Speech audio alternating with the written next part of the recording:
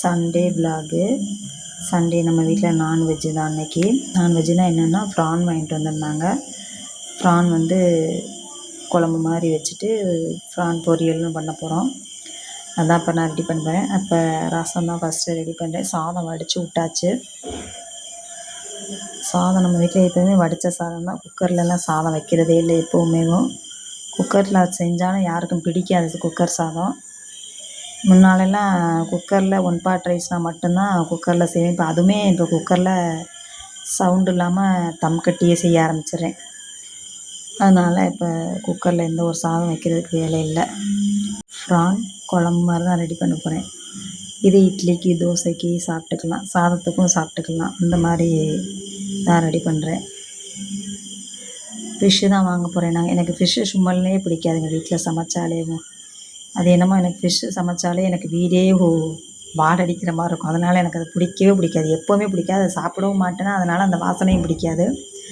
அதுக்காக தான் ப்ரான்ஸ் வாங்கிட்டு வந்துட்டு இதை இன்றைக்கி குழம்பு மாதிரி வச்சு அதை 65 மாதிரியே ரெடி பண்ணிடலாம் அப்படின்ட்டு மசாலாலாம் பெரட்டி ரெடி பண்ணி அவங்க தான் ஊற வச்சுருக்காங்க.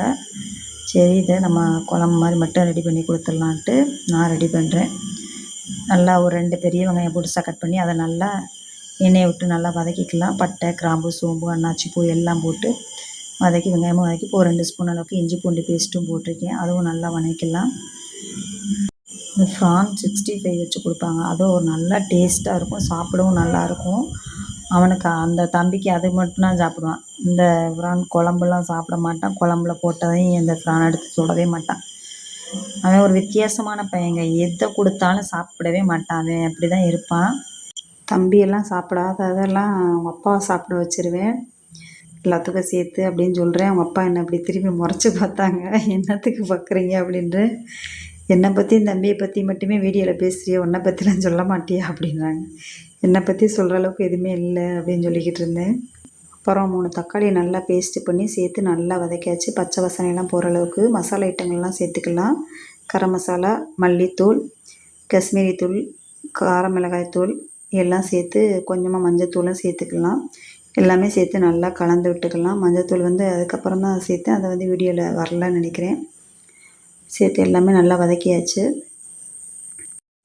கிரேவி மாதிரி தான் ரெடி பண்ணலாம் அப்படின்ற மாதிரி தான் நான் ரெடி பண்ணிக்கிட்டு இருந்தேன். அப்புறம் அவங்க அப்பா தான் கிரேவியாக பண்ண வேணாம், குழம்பு மாதிரி பண்ணிடு, அதுதான் நல்லாயிருக்கும் அப்படின்ட்டாங்க. சாதத்துக்கும் சாப்பிட்டுக்கலாம், டிஃபனுக்கும் ஆயிக்கிறோம் நைட்டுக்கு அப்படின்ட்டாங்க. சரி ரைட்டு ஓகே அப்படின்ட்டு அப்படியே பண்ணிடுறேன் அப்படின்ட்டு அந்த மாதிரியே பண்ண ஆரம்பிச்சிட்டேன். எனக்கு என்னமோ உங்கள் மட்டன் சிக்கன் கூட சமைச்சிட்டா கூட ஒன்றும் பெருசாக தெரியாது. இந்த ஃபிஷ் ஐட்டங்க சமைச்சாதாங்க எனக்கு சுத்தமாக ஆகாது. வீடே வாடடிக்கிற மாதிரி இருக்கும். அதனால எனக்கு இந்த ஃபிஷ்ஷுன்றது எப்போவுமே வாங்க விட மாட்டேன். அதை வாங்கி சமைக்கவும் எனக்கு பிடிக்காது.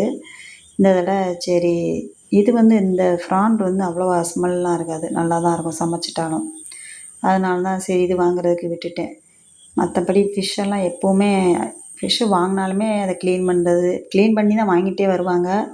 அதை நல்லா வாஷ் பண்ணுறது எல்லாம் எல்லாமே அவங்க வேலை தான் இருக்கும். எப்போவுமே நான்வெஜ்ஜுனாலே அவங்க தான் வாஷ் பண்ணி கொடுப்பாங்க. நான் சமைச்சி மட்டும்தான் கொடுப்பேன். அதே மாதிரி அவங்களே வாஷ் பண்ணி இதில் உள்ள மசால்கள் எல்லாமே சேர்த்து நல்லா 65 மாதிரி ரெடி பண்ணுற அளவுக்கு அவங்களே மசாலா புரட்டியும் வச்சுருவாங்க. ப்ரான் குழம்பு ரெடி ஆயிடுச்சு. 65 மாதிரி பண்ணுறதுக்கு மசாலா புரட்டி அதை நல்லா ஊற வச்சு எடுத்து வச்சுருக்காங்க. அதோடு ஒரு 2 ஃபிஷ்ஷு மட்டும் வாங்கிட்டு வந்திருந்தாங்க. அது மட்டும்தான் அதை பொரிச்சு எடுத்துக்கிட்டாங்க. இந்த ப்ரான் ஃபிஷ் வந்து பொரியல் வந்து அவனுக்கு பிடிக்கும், தம்பி சாப்பிடுவான் விரும்பி. அதனால் அவனுக்காக அந்த மாதிரி பொரியல் பண்ணி எடுத்து வச்சு சண்டே சாப்பாடெலாம் முடிச்சிட்டாங்க.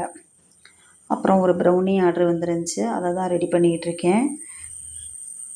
ப்ரௌனி ரெடி பண்ணால் அம்மா எனக்கும் ஒரு எக்ஸ்ட்ரா எனக்கும் ஒரு கொஞ்சம் 1/4 kg அளவுக்கு சாப்பிட்ற மாதிரி ரெடி பண்ணி வச்சுருங்க அப்படின்னு சொன்னான் தம்பி. அவனுக்கு ப்ரௌனின்னா அவனுக்கு ரொம்ப பிடிக்கும். அப்புறம் சேர்த்தே ரெடி பண்ணி வச்சிடலான்ட்டு அவனுக்குமே கொஞ்சம் எல்லாமே எக்ஸ்ட்ரா சேர்த்து திங்ஸ் எல்லாமே எக்ஸ்ட்ரா போட்டு ரெடி பண்ணி வச்சுட்டேன். எல்லாமே நல்லா முட்டை, சுகர் எல்லாம் நல்லா ஃபீட் பண்ணி எடுத்தாச்சு. அதே மாதிரி இப்போ சாக்லேட்டு, பட்ரு எல்லாமே அதுவும் ஹீட் பண்ணி வச்சோம். அதுவும் நல்லா சூடெல்லாம் போனதுக்கப்புறம் அதுவும் சேர்த்து நல்லா அந்த மாதிரி மெல்ட் பண்ணி நல்லா ஃபீட் பண்ணி வச்சாச்சு. நல்லா ஷைனிங்காக பார்க்கவே நல்லாயிருக்கு. இந்த பேட்டர்லாம் ட்ரை இன்க்ரீடியன்ஸ் எல்லாம் இப்போ சேர்த்து இப்போ நான் அதுவும் நல்லா கட் அண்ட் போல்டு மெத்தடில் நான் இப்போ கலந்துக்கிறேன். ப்ரௌனி வந்து நல்லா சாஃப்டாக டேஸ்ட்டாக சூப்பராக இருக்கும். சாப்பிட்றதுக்கு நல்ல டேஸ்ட்டாக இருக்குங்க ப்ரௌனி. அதனால இந்த ப்ரௌனிக்கு என் பையன் அடிக்ட் ஆகிட்டான். ப்ரௌனினாலே அவனுக்கு ரொம்ப பிடிக்கும், விரும்பி சாப்பிடுவான். அவங்க அப்பாலாம் சுத்தமாக சாப்பிடவே மாட்டாங்க, என்னன்னு தெரியல, அவங்களுக்கு பிடிக்கல அந்த மாதிரி ஐட்டங்க.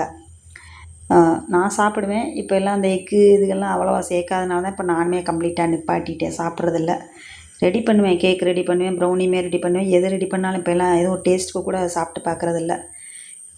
டேஸ்ட்டுக்குமே என் தம்பியை தான் பார்க்க சொல்லுவேன். டேஸ்ட் எல்லாம் எப்படி கரெக்டாக இருக்கான்னு சொல்லு தம்பின்னு கொடுப்பேன். அவனும் ஒரு சில நேரம் வாங்கி சாப்பிட்டு பார்ப்பான், சில நேரம் அவனுமே வேணான்றுவான். எல்லாம் நம்ம மெஷர்மெண்ட்டு தான், எல்லாமே கரெக்டாக மெஷர்மெண்ட் பண்ணி போகிறப்ப எல்லாம் கரெக்டாக தான் இருக்கும். இருந்தாலும் ஒரு திருப்திக்காக சாக்லேட்லாம் ஃபுல்லாக லோட் பண்ணி, டபுள் சாக்லேட் ப்ரௌனி தான் நல்லா லோட் பண்ணி சூப்பராக ப்ரௌனி ரெடியாகி வந்துருச்சு.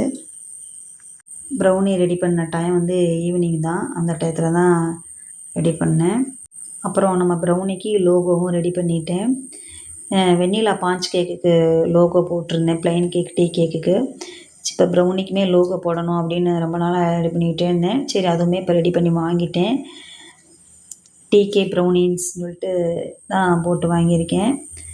அது கலர்லாம் செலக்ட் பண்ண சொல்லியிருந்தாங்க. எனக்கு இந்த கலர் தான் கொஞ்சம் நல்லா இருந்த மாதிரி இருந்துச்சு, அதனால் இந்த கலரில் போட்டு வாங்கிட்டேன். லோகோ எப்படி இருக்குன்றதை சொல்லுங்கள். நம்ம அடுத்த ஒரு வீடியோவில் பார்க்கலாம். இந்த வீடியோ பிடிச்சிருந்தா ஒரு லைக் கொடுத்துருங்க. புதுசாக பார்க்கணும் சப்ஸ்கிரைப் பண்ணுங்கள். பாய்.